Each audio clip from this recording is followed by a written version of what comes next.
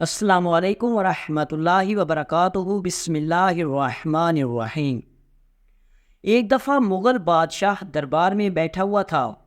تمام وزیر، مشیر اور درباری دربار میں موجود تھے۔ مغل بادشاہ نے اچانک اپنے ایک وزیر کو حکم دیا اور کہا کہ آج میرا دل بہت خوش ہے، کیونکہ مجھے خبر ملی ہے کہ اب ہماری سلطنت کا تمام نظام پوری طرح ہمارے قابو میں آ چکا ہے۔ تمام لوگ اپنی اپنی ذمہ داریاں پوری طرح پوری کر رہے ہیں اور ہماری رعایا ہم سے بہت خوش ہے۔ مجھے اس بات کی خوشی ہے کہ میں اپنی رعایا کے سامنے سرخرو ہوں۔ اس کے بعد مغل بادشاہ نے اپنے ایک وزیر کو اپنے پاس بلایا اور کہا کہ جا کر پوری سلطنت میں اعلان کرا دو کہ جو بھی غریب آدمی ہے وہ آ کر ہمارے محل میں، ہمارے دربار میں میرے سامنے حاضر ہو۔ ہر غریب کی ایک خواہش ضرور پوری کی جائے گی، وہ جو مانگنا چاہے گا اس کو ضرور ملے گا۔ مغل بادشاہ کی طرح اس کی رعایا بھی اس کی طرح خوددار اور ایماندار اور سخی تھی۔ جو بھی غریب دربار میں آیا، مغل بادشاہ نے اس کی خواہش پوری کی۔ لیکن یہاں بات حیرانی کی تھی کہ جو بھی فریادی مغل بادشاہ کے دربار میں حاضر ہوتا، وہ صرف اپنی ضرورت کی چیز مانگتا، نہ کہ اپنے دل میں بہت بڑی چیز کا لالچ لے کر آتا۔ مغل بادشاہ بڑا خوش ہوا کہ میری رعایا اتنی خوددار ہے، جو بھی آتا ہے صرف اپنی ضرورت کی چیز مانگتا ہے اور واپس چلا جاتا ہے۔ کسی بھی غریب نے ہیرے جواہرات کا لالچ نہیں کیا۔ بادشاہ حیران ہوا اور کہا کہ اگر وہ چاہے تو مجھ سے ہیرے جواہرات مانگ سکتے ہیں، لیکن کسی نے بھی ایسی چیز کا ذکر تک نہیں کیا۔ یہ سب اسی طرح چلتا رہا اور کئی دنوں تک مغل بادشاہ دربار میں تشریف لاتا تو تمام غریب آدمی باری باری دربار میں حاضر ہوتے اور اپنی ایک خواہش بتاتے اور مغل بادشاہ ان کی خواہشوں کو پورا کر دیتا۔ ایک دفعہ بادشاہ دربار میں بیٹھا ہوا تھا کہ ایک غریب آدمی بادشاہ کے سامنے حاضر ہوا۔ تمام درباری یہ سارا منظر دیکھ رہے تھے۔ بادشاہ سلامت نے اس فریادی سے پوچھا، بتاؤ اپنی ایک خواہش، بتاؤ جو بھی تمہاری خواہش ہوگی پوری کی جائے گی۔ وہ آدمی شکل سے بہت زیادہ غریب، دھتکارا ہوا اور بھٹکا ہوا لگتا تھا۔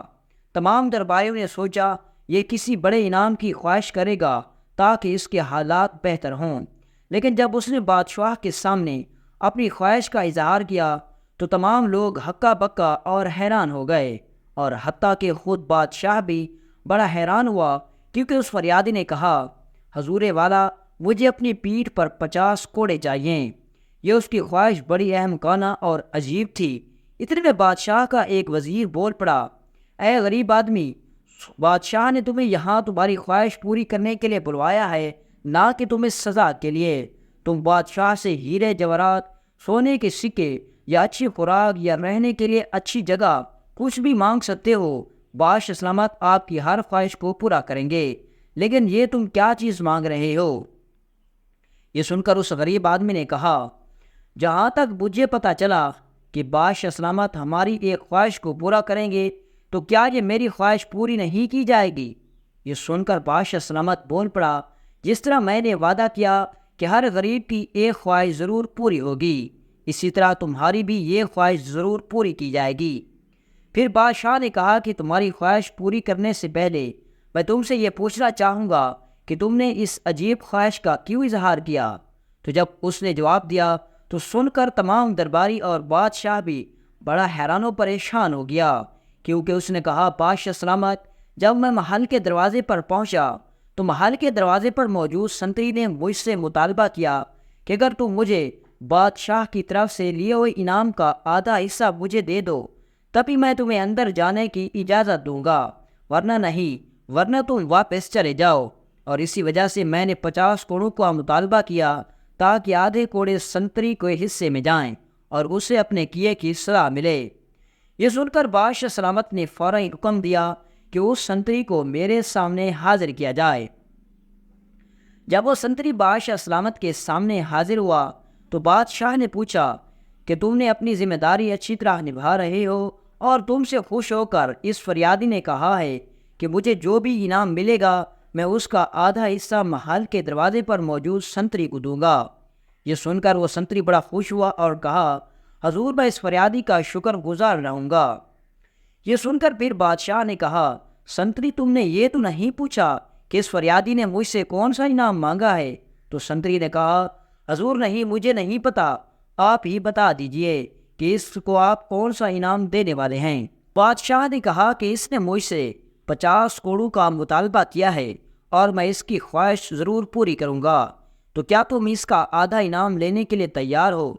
یہ سنتے ہی سنتری اسی وقت بادشاہ کے سامنے گر پڑا اور کہا حضور مجھے معاف کر دیجئے، مجھے نہیں پتا تھا کہ یہ احمق آدمی آپ سے اس عجیب و غریب خواہش کا مطالبہ کرے گا۔ یہ سن کر بادشاہ نے اس سنتری کو کہا نہیں، ایسا نہیں ہو سکتا، بلکہ میں تمہیں اس فریادی کا آدھا انعام دینے کی بجائے پورے کا پورا انعام دینا چاہتا ہوں۔ پھر بادشاہ نے سپاہیوں کو حکم دیا کہ جاؤ اس کو لے جاؤ اور اس کو زندان میں بند کر کے اس کو فریادی کا پورا حصہ دے دو۔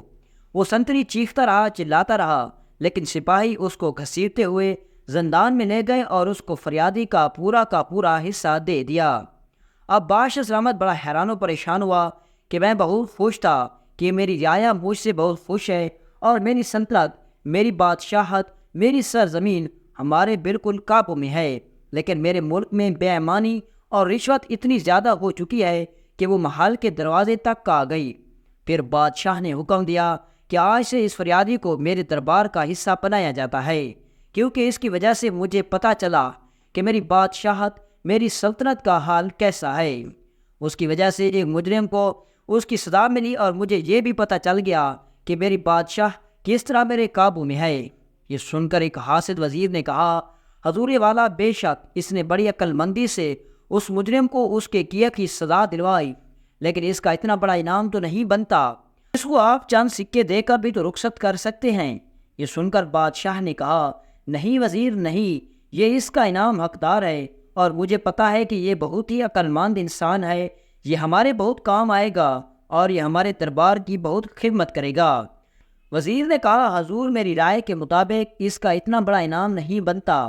تو پھر بادشاہ نے کہا اگر تمہیں لگتا ہے کہ یہ اتنا عقل مند نہیں ہے، یہ ہمارے دربار کا حصہ بننے کے لائق نہیں، تو تم اس سے کوئی بھی سوال پوچھ لو، اگر یہ اس کا مناسب جواب نہ دے سکے تو میں اسے یہاں سے خالی ہاتھ لوٹا دوں گا، لیکن اگر اس نے تمہارے سوال کا جواب دے دیا تو پھر تم کیا کرو گے؟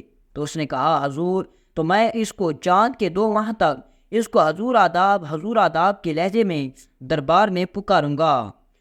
بادشاہ نے کہا ٹھیک ہے۔ پھر بادشاہ نے حکم دیا کہ تم اس سے اپنا سوال کرو۔ وزیر نے کہا بادشاہ سلامت، میرا سوال بڑا مشکل ہے اور مجھے یقین ہے کہ یہ میرے سوال کا جواب نہیں دے سکے گا۔ بادشاہ نے کہا کہ تم اس سے سوال پوچھو، اگر یہ سوال کا جواب نہ دے سکا تو تم نے جیسا کہا ہے میں ویسا ہی کروں گا۔ وزیر نے کہا اے نوجوان، تم بتاؤ اس وقت میرے ذہن میں کیا چل رہا ہے، اس وقت میں کیا سوچ رہا ہوں۔ یہ سن کر بادشاہ سلامت اور تمام درباری بڑے حیران ہوئے اور سوچنے لگے کہ اتنے بڑے مشکل سوال کا یہ نوجوان کیسے جواب دے گا، کیونکہ کسی دوسرے کو کیسے پتہ چلے گا کہ اس کے کس کے دماغ میں کیا چل رہا ہے۔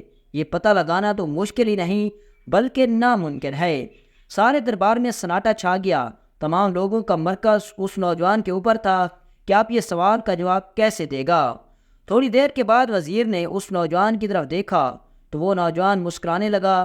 وزیر بڑا حیران و پریشان ہوا کہ یہ مسکرا کیوں رہا ہے، کیا اسے میرے سوال کا جواب مل گیا؟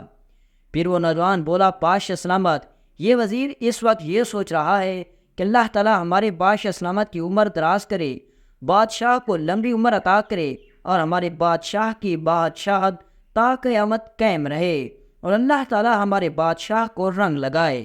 یہ سن کر بادشاہ بڑا خوش ہوا اور کہا وزیر کیا یہ نوجوان سچ کہہ رہا ہے؟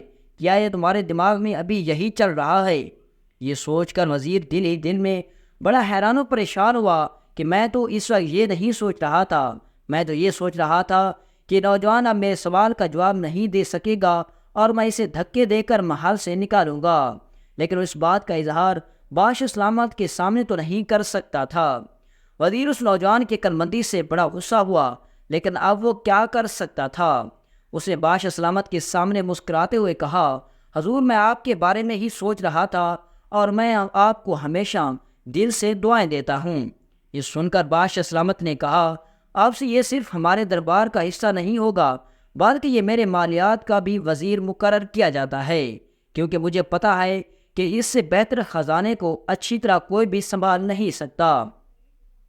اور اسی طرح اس نوجوان نے اپنی عقل مندی سے نہ صرف اس مجرم کو پکڑوایا جس نے محل کے اندر داخل ہونے کی رشوت لی، بلکہ اپنی عقل مندی سے اس وزیر سے بھی اعلیٰ عہدہ لے لیا اور بادشاہ کی خدمت کرنے لگا۔ دوستو، عقل سے انسان نہ صرف چاند پر پہنچ سکتا ہے بلکہ بڑی بڑی فتوحات کر سکتا ہے، لیکن ضرورت اس بات کی ہے کہ اپنی عقل کو صحیح استعمال کون کون کرتا ہے۔ لیکن جو انسان اپنی عقل کو غلط کاموں میں استعمال کرتا ہے تو وہی اس کا انجام ہوتا ہے جو محل کے دروازے پر موجود سنتری کا ہوا۔